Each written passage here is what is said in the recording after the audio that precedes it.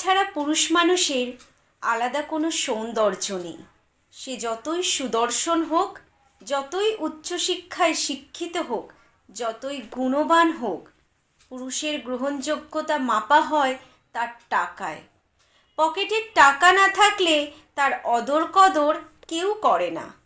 তার দীর্ঘদিনের প্রেমটাও হেরে যায় পকেট ভর্তি টাকা না থাকার কাছে। দুই ছেলের মধ্যে বাবা মাও সহানুভূতি ভালোবাসা দেখায় না ইনকাম না করতে পারা ছেলেটাকে।